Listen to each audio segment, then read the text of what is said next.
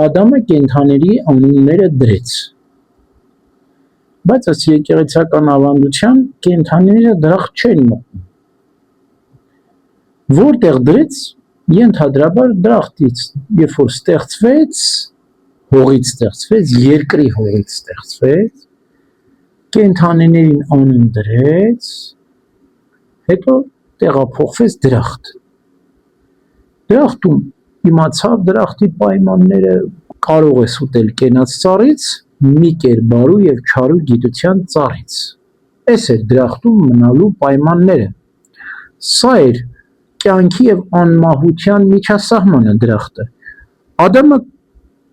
ուտելով կենաց ծառից, չուտելով բարույ չարի գիտության ծառից անմահություն կճաշակեր, անմահ կլիներ։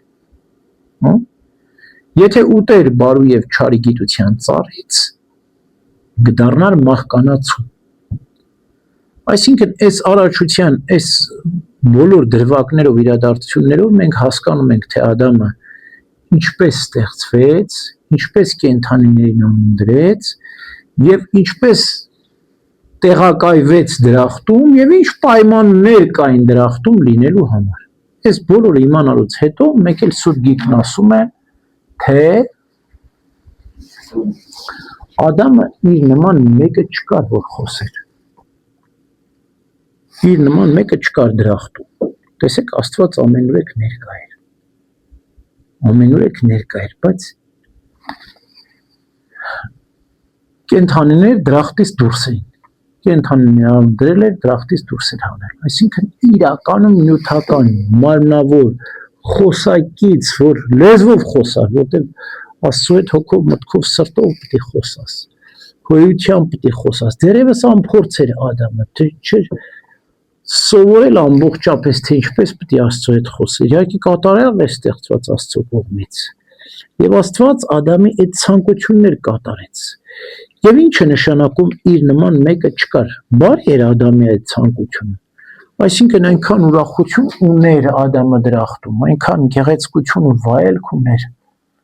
Մեկը չկար, որ իր ուրախությունը կիսեր հետը։ Նստեին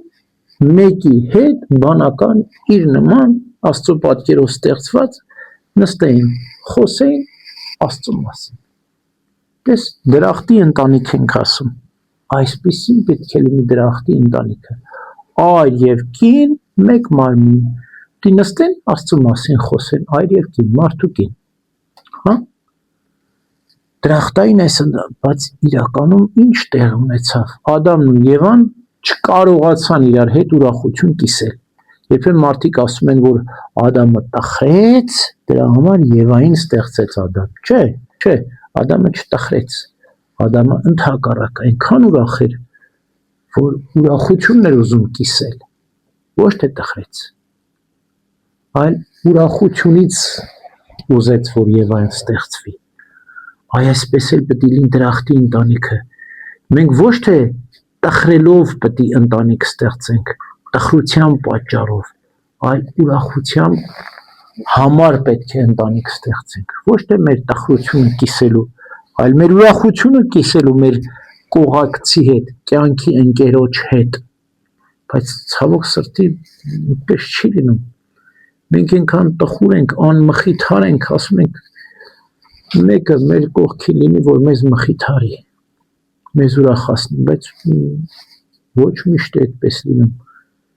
Եվ ճիշտ չէ, որ դու միայն ուրախություն ուրիշից ստանաս, դու էլ պետք է ուրախացնես։ Եթե դու ուզում ես ուրախություն ստանալ, ուրեմն պետք է ուրախություն ունենաս, որ դու էլ տաս, ավելի լավ է տալ, քան առնել, ասում է մեր Տերն Ավետարանում։ Ուրեմն դրախտի ընտանիքի օրինակը բոլոր ընտանիքների օրինակն է։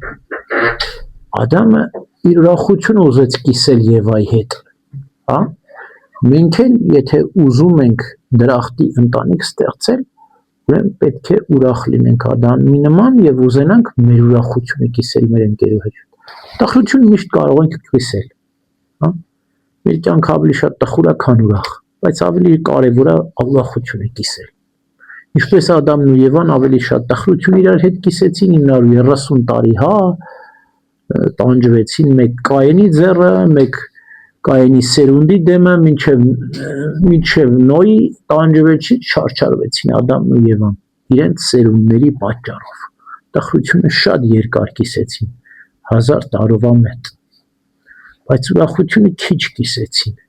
7 ժամ դրախտում, ընդամենը։ Ասեք ինչ մեծ տարբերություն, եւ կյանքում էլ այդպես է։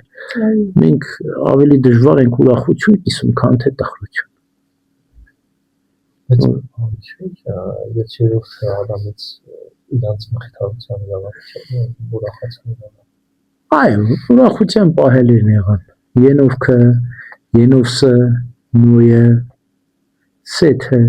Սեթով մխիթարվեցին։ Եղան, բայց տխրություն պահելեր շատ եղան։